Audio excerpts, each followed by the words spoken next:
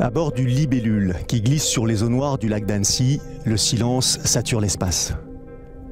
Il est 5h30, les corps dorment encore et les yeux se ferment, comme s'ils souhaitaient repousser l'échéance.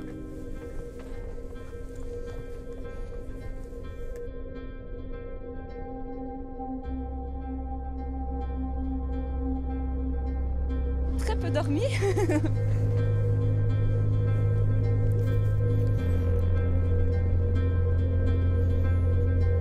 J'ai moyennement bien dormi, mais ça va, je me sens prête.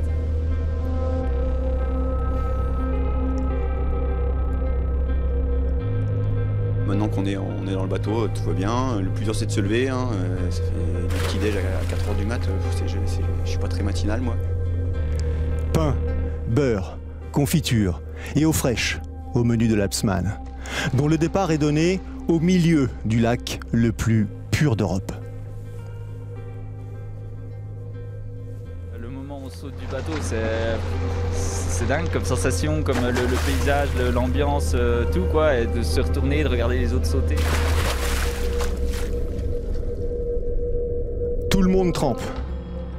Encore une poignée de minutes et les 340 animateurs de ce triathlon de montagne, format XXL, fileront vers leur destin. Feu, on va dire.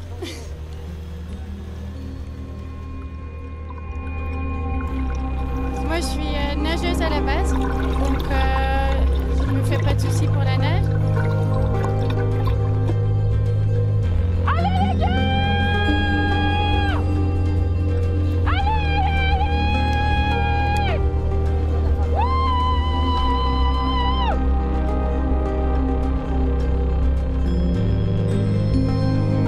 Pareil dans cette eau avec le jour qui se lève petit à petit, l'eau translucide, ouais, j'ai vraiment aimé et c'est passé super vite quoi le temps.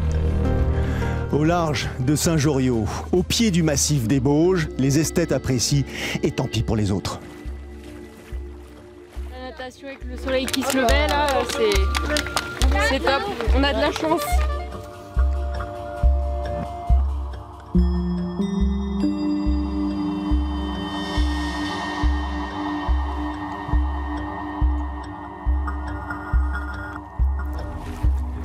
Deux bonnets verts à l'horizon. Le premier est porté par Jérémy Guérin. Épaules larges et démarche décidée. Le triathlète de Draguignan, mécanicien de l'équipe de France paralympique, présente à Tokyo, sort du lac, le sourire aux lèvres. Il a couvert les 3,8 km de natation au programme en 54 minutes et 19 secondes. Encore 2 ou 3 coups de bras et il est temps de se redresser. C'est un des plus beaux écrins de France sur lequel nous allons évoluer aujourd'hui. Les traits ont un peu vieilli, mais la silhouette est toujours aussi élancée. Tony Moulet sort deuxième de l'eau avec 59 secondes de retard et 13 ans d'écart sur Jérémy Guérin. Sélectionné olympique pour les Jeux de Pékin, vice-champion d'Europe, vainqueur d'étape de Coupe du Monde, le Nazérien est un bleu sur cette distance XXL. Ce format de course est étranger à son expérience d'ancien athlète de haut niveau. Nouvelle apparition au bout de la plage de Saint-Joriot, 56 minutes et 55 secondes. C'est le chrono réalisé par Benoît Bellier. Un par un, les concurrents sortent de l'eau. La première épreuve est une formalité. Les conditions météo sont démentes. La température est douce. C'est mieux pour attaquer les 7 ascensions de col et 4300 mètres de dénivelé positif qui se présentent. Moi, je suis San, je suis irlandaise. C'est la première fois que je vais faire un aussi grosse distance. Donc, on va voir ce que ça va donner.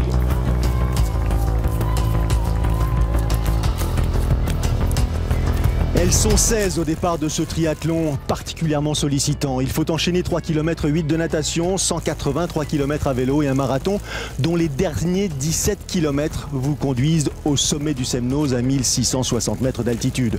Seuls celles et ceux qui feront tinter la cloche au kilomètre 25 de ce parcours pédestre dans un délai de 12 heures de course pourront espérer devenir top finisher. Oui, c'est beau, hein, dans les Bauges, là,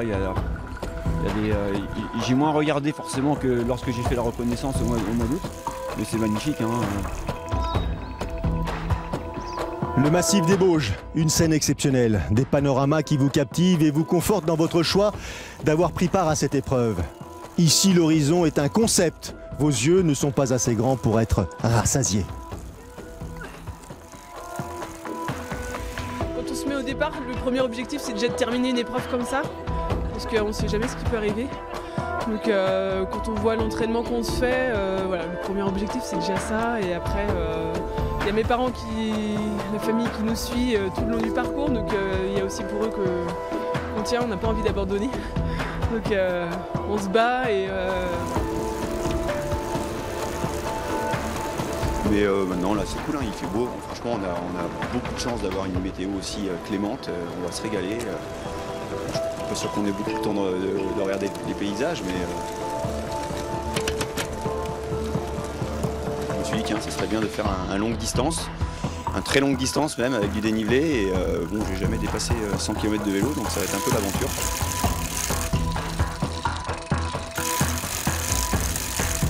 Donc je gérais mon effort pour pas me mettre dans le rouge. Bon, à un moment donné, dans le col des Prés, il fallait quand même tirer sur la machine, quoi, mais... Ce triathlon, ça sera surtout une épreuve contre moi-même. Les pourcentages s'additionnent. Le long ruban d'asphalte conduit les coureurs au sommet de 5 cols différents. Les Chaux, Semnoz, Plainpalais, Près, Châtelard, mais 7 franchissements au total. Depuis 2016, date de sa création, l'Halsman a rapidement conquis les plus intrépides. Question de décor, c'est certain, mais également de challenge. Atteindre le lieu-dit Le Tournant, être autorisé à gravir le Semnoz à pied, titille les égos. Allez, ring the bell.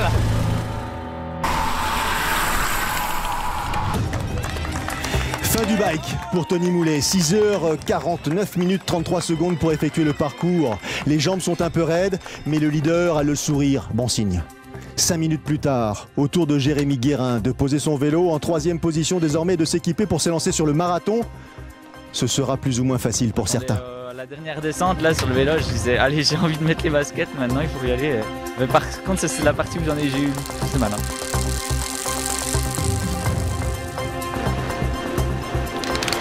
Ça va, ça commence à devenir un petit peu difficile là, le passage au col des Prés, mais ça va.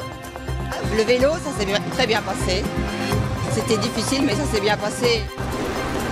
J'ai pas vraiment craqué en vélo, je crois que j'ai été assez stable. Élodie Davy est la première de ces dames. 1h12 de natation, 7h45 à vélo, la balade continue. Le gros est quasiment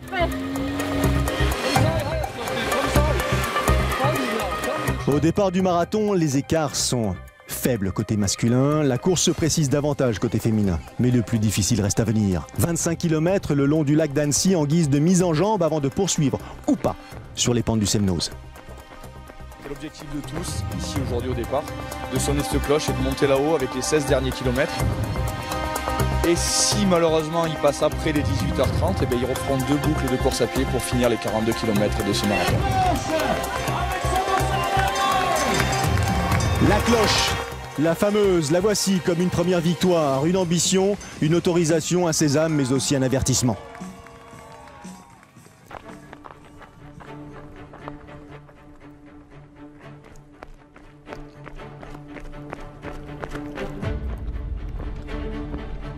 Simon Fischer ne cache pas sa joie immense. 30e au moment de s'élancer sur le parcours vélo, 5e au départ de la course à pied, le jeune triathlète de Pontarlier découvre la distance et franchit le tournant en 3e position. Sa progression est fulgurante.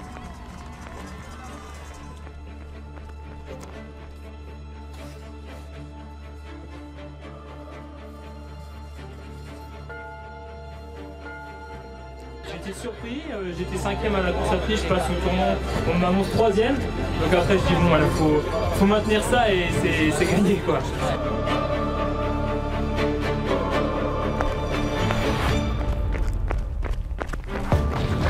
Là ça va, on s'est fatigué un peu, mais ouais, une fois la cloche passée, déjà le plus gros sera fait. Objectif atteint pour Élodie Davy. 11h10 d'effort depuis le départ. La Nantaise peut poursuivre jusqu'au sommet du Semnoz. La porte reste ouverte encore 50 minutes. Au-delà, les coureurs devront se contenter d'un marathon en bordure de lac. Sonny Hechette manquera de peu cette opportunité. Sabrina Rinaldi est la deuxième et dernière femme à franchir le tournant sur cette 5e édition de l'Halsman. C'était vraiment pile poil.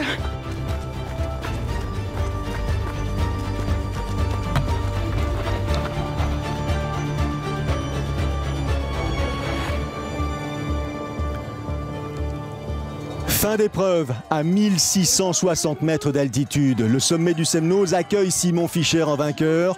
12 heures et 4 minutes d'effort pour s'imposer au terme d'une journée parfaitement maîtrisée.